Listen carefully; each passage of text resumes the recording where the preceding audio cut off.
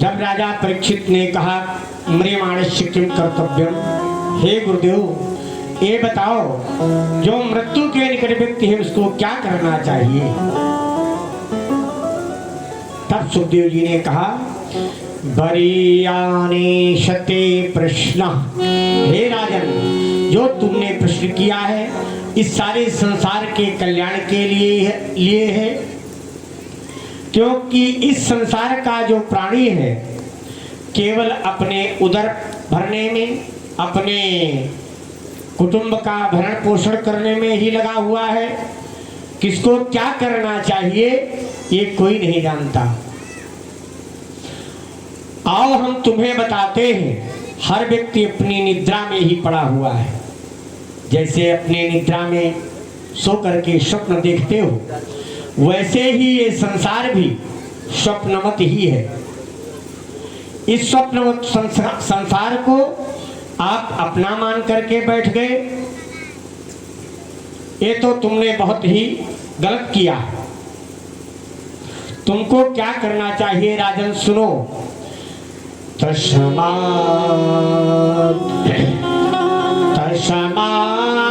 भारत सर्वात्मा भगवान ईश्वरो हरिः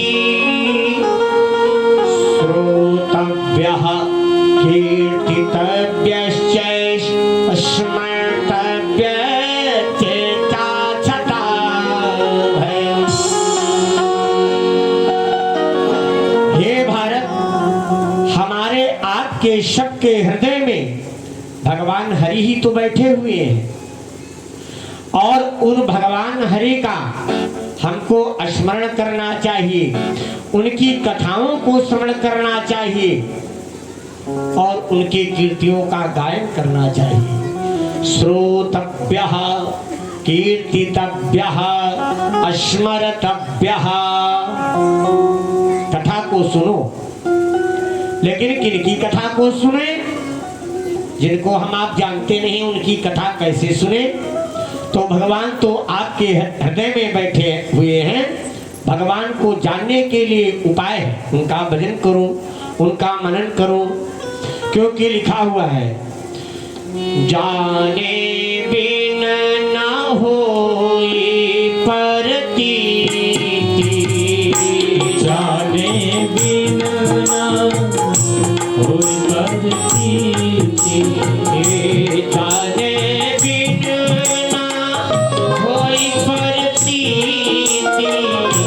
जाने बिन न होई परतीति, बिन परतीति होई नहीं प्रीति, बिन परतीति होई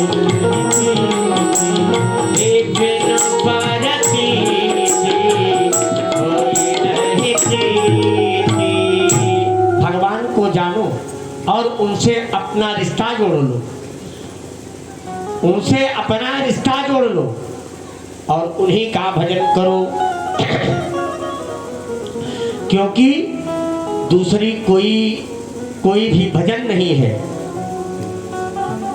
किसी का स्मरण, आप किसी नेता नगरी का स्मरण करना चालू कर दीजिए तो बहुत ज्यादा वो आपको कोई अच्छा नेता बना देगा, कोई मंत्री बना देगा। लेकिन उससे कह दीजिए कि राधा वल्लभ का दर्शन करा दो तो वो नहीं करा सकता। वो तो केवल हमारे प्रभु की कृपा है। इसलिए पाई न के गते पतित पावन राम ध्वज सुन सठ मना, पाई न के गते पतित पावन राम ध्वज सुन सठ मना, पाजे न के केवल भगवान के नाम का ही गायन है जो सुगत को प्राप्त करा सकता है और कोई दूसरा नहीं है। तो पुनः प्रश्न किया कहा कि हमको क्या करना चाहिए और कैसे भजन करना चाहिए। तब सुखदेव जी बताते हैं कैसे करो भजन, भगवान का भजन करो, कैसे करो। तो बोले जिताशनो, सर्वप्रथम शुद्ध आसन बिछा करके अपने स्वयं उसी आसन पर बैठ जाओ। पद्मासन या वज्रासन या सुखासन पर बैठो। अगर कहीं आप दरिद्रासन पर बैठ गए तो आप दरिद्री हो जाएंगे। इसलिए ये 3 आसन आपके लिए बनाए गए हैं, इन 3 आसनों पर बैठो। दूसरा, जित श्वासो, अपने श्वास को जीतो। कैसे? प्राणायाम करके। प्राणायाम करो, प्राणायाम करो, इससे आपकी श्वास जो है तेज हो जाएगी। भजन करने में आपको बहुत आनंद आएगा। तीसरा बताया जित संगो, भगवान को अपने संग में ले लो। देखिए, संग में और साथ में बहुत अंतर होता है। साथ में तो आप संसार के रहो, लेकिन संग में किसके रहो? संतों की। क्योंकि संतों के संग में रहोगे तो आपको भगवान के ही नाम का गुणगान सुनने को मिलेगा। चित संगो, आप कोई भी काम करते रहे, सांसारिक कोई भी काम करते रहे, लेकिन मन में अपने भगवान को बिठा लो। कहा काम करते चलो, ध्यान धरते चलो, कृष्ण का ध्यान हरदम धरते चलो। काम करते चलो, नाम जपते चलो, हर समय कृष्ण का ध्यान करते चलो। मुरली वाले को मन से रिझाते चलो, कृष्ण गोविंद गोपाल गाते चलो, कृष्ण गोविंद गोपाल गाते चलो। आप कोई भी काम करें, सांसारिक कोई भी काम करें, लेकिन काम तो आप करते रहे, लेकिन मन में भजन अपने गोविंद का करते रहे। और कहा जितेंद्रियः, इंद्रियों को जीतो। देखना इंद्रियों के न घोड़े बढ़े, इनमें हरदम संयम के कोड़े पड़े। अपने इंद्रियों को किस तरह, जब ये कभी दुष्कर्म के तरफ जाने लगे, अब आपके मन को विचलित करने लगे, उस समय आप क्या करें? देखना इंद्रियों के न घोड़े बढ़े, इनमें हरदम संयम के कोड़े पड़े। ये अनुशासन रूपी कोड़ा, अनुशासन रूप जो संयम है, इसको करें। अपने रथ को, ये शरीर रूपी रथ, ये अपने रथ को सुमार्ग बनाते चलो, कृष्ण गोविंद गोपाल गाते चलो, कृष्ण गोविंद गोपाल गाते चलो। जब इस तरह से आप करोगे तो आपका ध्यान भगवान में लगेगा। ध्यान 2 प्रकार का होता है, एक स्थूल ध्यान, एक सूक्ष्म ध्यान। सूक्ष्म ध्यान क्या है? संसार में जैसे हमने बताया काम करते रहिए, लेकिन भगवान का ध्यान धरते रहिए। लेकिन स्थूल ज्ञान क्या है? स्थूल ध्यान क्या है? आसन को जमा लिया, अपने ध्यान को रेचक मुद्रा से, रेचक ध्यान करके, भ्रष्टता ध्यान करके भगवान का जब स्मरण करोगे तो भगवान का आपको निश्चित रूप में दर्शन होगा।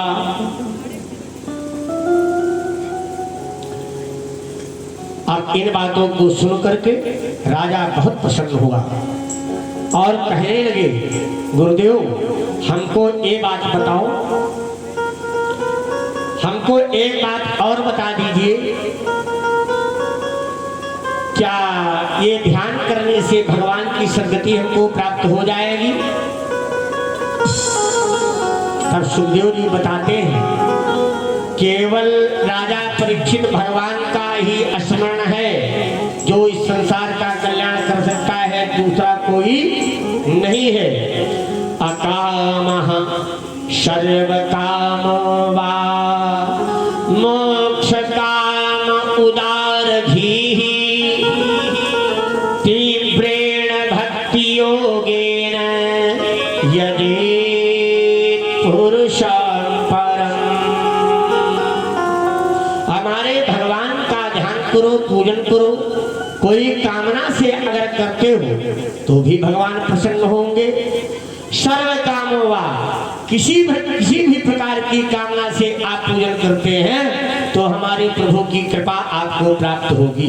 इतना ही नहीं, जब हमारे भगवान का ध्यान करेंगे, पूजन करेंगे तो ये आपको मोक्ष भी दिला देंगे। तीव्रेण भक्ति योगेन यजेत पुरुषं परम्। राजा परीक्षित ने कहा, गुरुदेव ये बताओ, मान लिया किसी के मन में किसी प्रकार की कामना नहीं है तो वो क्या करे? अब इस जगह पर, इस स्थान पर राजा परीक्षित को बताते हैं, कहते हैं, राजन सुनो, मान लिया आपको किसी प्रकार की कामना बनाना है मन में तो ये जानिए, जिसको धन की आवश्यकता है, अन्न की आवश्यकता है, वो मैया अदिति का पूजन करे। मैया अदिति, उसके यहाँ अन्न धन खूब बहुत प्रकार का उसके घर में भर जाएगा। और मान लिया किसी को विद्या चाहिए तो विद्या कामस्तु गिरिशः, अगर विद्या की कामना है तो हमारे भगवान शंकर का पूजन करें, क्योंकि हमने कल बताया आद्य गुरु शंकर पिता, ये आदि गुरु है, आपको विद्या प्रदान करेंगे। मान लिया किसी के जीवन में दाम्पत्य सुख चाहिए तो माता पार्वती का पूजन करें। मान लिया किसी को सुंदर पत्नी चाहिए तो उर्वशी का पूजन करें। और मान लिया किसी को किसी प्रकार की कोई कामना नहीं तो वो क्या करे? तो बता दिया कि भगवान श्री हरि का पूजन करें। बोले वो क्यों? बोले ये वृक्ष है, अगर इसके पत्ते में आप जल छोड़ोगे तो क्या ये पेड़ प्रफुल्लित होगा? नहीं होगा। और हमारे भगवान जो नारायण है ये मूल है। जैसे वृक्ष का मूल जड़ है, जड़ में पानी डालने से वृक्षों को कहा जाता है पादप। पदभ्याम पिबति पादपः, जो अपने चरणों से, अपने पैरों से जल पीते हैं उसी को कहते हैं पादप। उसी तरह भगवान हमारे श्री हरि पादप है, वृक्ष रूप में मूल है। मूल में जल छोड़ोगे पत्ते और शाखाएं अपने आप प्रफुल्लित हो जाएंगे। अच्छा, तो बहुत सुंदर है। और सुनो राजन, ये जो हमारे यहाँ 4 पशु है ना, एक इसको देख करके हंसते हैं तो बताया स्वविबराहोष्ठ खरैः संस्तुतः पुरुषः पशुः। जो भगवान का ध्यान नहीं करते, पूजन नहीं करते, वे नर पशु हैं। वो नर पशु को देख करके कौन कौन से ये जो पशु हैं हंसते हैं? तो पहले बताया श्वान, कुत्ते को। कुत्ता कब हंसता है?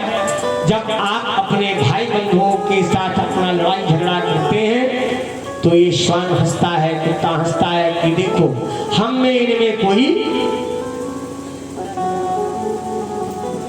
विशेषता नहीं है, हम दोनों एक ही जैसे हैं। इसको देख करके वो हंसता है। दूसरा हंसता है शबिर बराहो। शबिर बराह किसको कहते हैं? ग्रामीण सुअर को।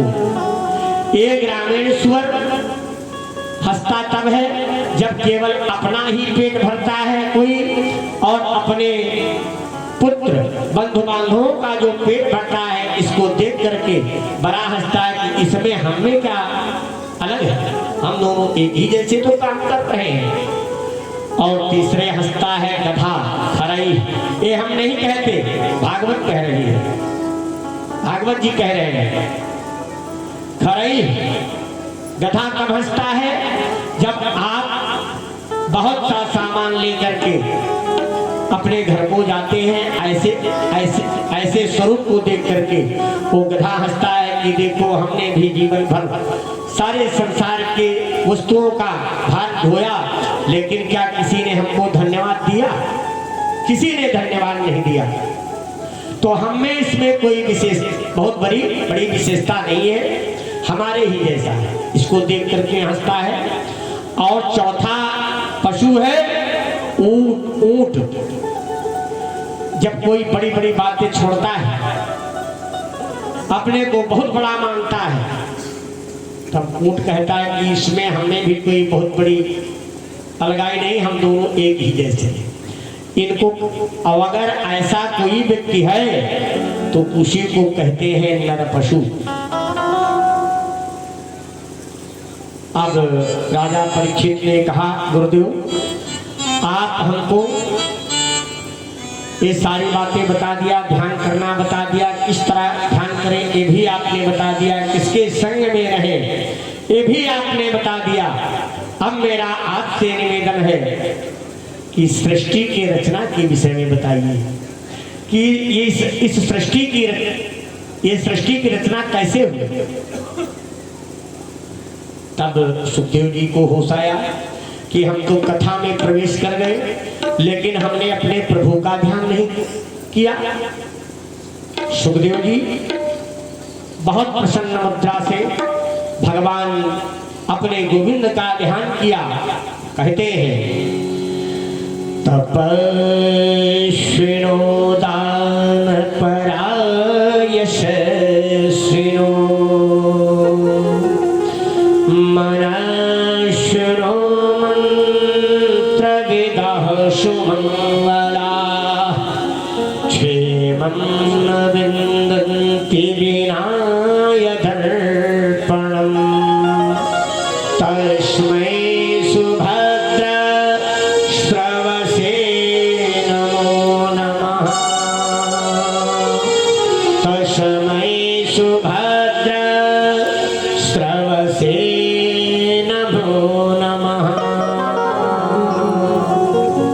अपने प्रभु का ध्यान किया। क्षेमं न विन्दन्ति विनाय दर्पणम्। आप किसी भी प्रकार से आपको क्षेम नहीं हो सकता, क्षमा नहीं हो सकता। कब तक? बिना यदर्पणम। आप अपने को हमारे गोविंद के चरणों में अर्पण कर दीजिए, अपने मन को अर्पण कर दीजिए, तब क्षेम होगा। क्षेमं न विन्दन्ति विना यदर्पणम।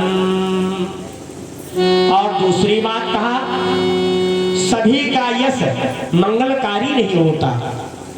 अब हम अगर मान लिया आपके ही गांव में किसी का यश गायन करने लगे, उसकी प्रशंसा करने लगे, तो क्या इस कथा के सुनने वालों का किसी प्रकार मंगल हो सकता है? नहीं हो सकता। जिसके सुनने से मंगल हो जाए उसी को कहते हैं सुभद्र श्रवसे। ये कौन है? हमारे गोविंद ही है। हम इनका ही ध्यान करते हैं। और सुनिए, इनका ध्यान करो, इनका मंगल यश करो, लेकिन आप ये मन में हटा दीजिए कि मैं कुछ करता हूं। मैं कुछ नहीं करता, ऐसी भावना मन के अंदर रखना चाहिए। गोस्वामी तुलसीदास जी ने रामचरितमानस में लिखा कि एक बार सभा में बैठे हुए सभी बानरों के सहित हनुमान जी भी पधारे। हनुमान जी को देख करके जामवंत के सहित जितने भी बानर हैं सभी खड़े हो गए और हनुमान जी की जय जयकार करने लगे। इस जयकार को सुन करके हनुमान जी कुछ नहीं बोले। जब भगवान राम ने कहा, अरे हनुमान, तुमने तो जो ऋण हमारे ऊपर चढ़ा दिया है उसको हम कैसे उतारेंगे। हनुमान जी हाथ जोड़ करके कहा, प्रभु हमने कौन सा ऐसा कर्म कर दिया है जिससे आप हमारे इसका गायन कर रहे हो, कम से कम आप तो ऐसा ना कहो। भगवान राम ने कहा कि हनुमान, क्या हम झूठ बोल रहे हैं?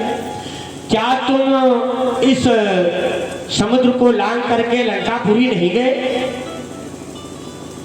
कहा, नहीं प्रभु, हम तो नहीं गए लांग करके। फिर तुम लंकापुरी कैसे गए? सीता जी का पता लगा करके कैसे आ गए? तब हनुमान जी कहते हैं, प्रभु हम तो जहाज से गए थे, जहाज से। बोले जहाज? वो कौन सा जहाज? बोले हनुमान जी जब कहे ना कि ये हम तो जहाज से गए, तब भगवान राम ने कहा, वो जहाज कौन सा है भाई? जिस जहाज से गए हो ऐसा कौन सा जहाज है? अमेरिका का है कि भारत का है? कहा, नहीं प्रभु, ये वही जहाज है जो आपने मुद्रिका रूप में हमको दिया था। उसी को लेकर के आप चाहते तो मुद्रिका किसी भी बानर को दे सकते थे, लेकिन आप तो हमसे अपनी सेवा लेना चाहते थे ना, इसलिए इस मुद्रिका को हमको दिया था। और उस मुद्रिका के सहारे, क्योंकि उसमें राम नाम लिखा हुआ था, वो राम नाम रूपी जहाज से हमने इस समुद्र को पार किया है। अच्छा ठीक, लेकिन हमको ये बता दो, इसको पार तो तुम कर गए हमारी जहाज से, लेकिन वापस कैसे आए? कहा, प्रभु जिस समय हम सीता जी को, मैया जानकी को मुद्रिका दे करके लौटने लगे, तब हमको याद आया कि आने के समय तो ये राम नाम रूपी जहाज हमको मिला, लेकिन अब हम वापस में कैसे जाएंगे? तो पुनः लौट पड़े। और जब जानकी जी के पास में गए, जैसे ही प्रणाम किया तो जानकी जी ने, जानते हो क्या किया? चूड़ामणि उतारी तब दयालु, चूड़ामणि उतारी तब दयालु, चूड़ामणि उतारी तब दयालु, चूड़ामणि उतारे तब दयालु, हर्षि समेत पवन सुत दयालु, हर्ष समेत पवन सुत दयालु। जब वहां से वापिस होने लगे तो माँ जानकी ने आपकी मुद्रिका, अपनी मुद्रिका उतार करके हमको दे दिया। कहा, हनुमान इस मुद्रिका को लेकर के जाओ, इसी के सहारे तुम पार हो जाओगे। उसी मुद्रिका के सहारे हम पार होकर के आए। अच्छा तो फिर ठीक है। अच्छा अगर ये बात है तो ये बता दो कि हमने तो तुमसे नहीं कहा था कि लंका जला देना, तुमने लंका क्यों जला दिया? तब हनुमान जी ने कहा, बगैर आपके आदेश के बगैर हमने एक कदम भी आगे नहीं रखा है, आपने ही तो आदेश किया। भगवान राम ने कहा, हमने कब तुमको आदेश किया?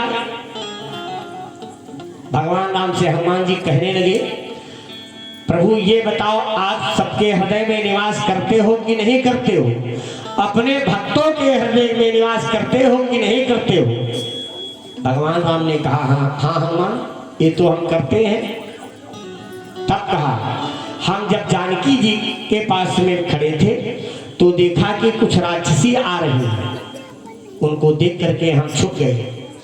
और जब वहां पर आए तो उनमें से एक राक्षसी है जिसका नाम है त्रिजटा नाम राक्षसी त्रिजटा नाम राक्षसी त्रिजटा नाम राक्षसी त्रिजटा नाम राक्षसी का रामचरण रति गुण विवेका रामचरण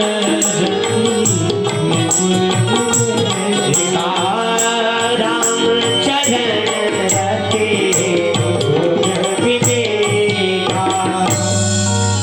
उन्हीं में से एक राक्षसी है जिसका नाम है त्रिजटा, और सदैव आपके ही चरणों में वो अपने मन को लगाए रहती है तो राक्षसी, लेकिन आप अपने मन को आपके चरणों में अर्पित कर दिया है त्रिजटा ने। अच्छा, तो उसने क्या कहा जानते हो? उसने क्या कहा प्रभु? उसने कहा सपने बानर लंका सपने बानर लंका जाए सपने बानर लंका जाए सपने बानर लंका जाए सपने बानर लंका जाए सपने बानर लंका जाए। मैंने स्वप्न में देखा है कि बानर जो है, एक बानर आया हुआ है और इस लंका का दहन कर दिया। और हम खड़े वहीं सुन रहे थे तो हमने सोचा भगवान राम के पास में तो बहुत से बानर हैं, किसी को भी भेज देंगे, लंका को जला देगा कोई भी बानर। लेकिन फिर उसने कह दिया, क्या कहा? यह सपना मैं कहाँ पुकारी, यह सपना मैं कहूँ पुकारे यह सपना मैं कहाँ पुकारी, यह सपना मैं कहूँ पुकारे यह सपना मैं कहाँ पुकारी, यह सपना मैं कहूँ पुकारे हुई है सत्य कई दिन चारी, हुई है सत्य बड़े दिन चाहे हुई है सत्य कई दिन चारी। तब प्रभु हमने समझ लिया कि अब कोई 4 दिन के अंदर तो कोई बानर आ ही नहीं सकता, इसलिए अब ये कार्य हमको ही करना पड़ेगा। भगवान राम ने कहा, हाँ हनुमान तुमने तो बिल्कुल सत्य कहा। तो आप ये समझ लीजिए कि भगवान के बगैर कोई कार्य नहीं हो सकता। आओ हम सब इस समुद्र रूपी भवसागर से पार कैसे लगे, तालियों के साथ में एक भजन का गायन करें, तत्पश्चात आगे की कथा को श्रवण करेंगे।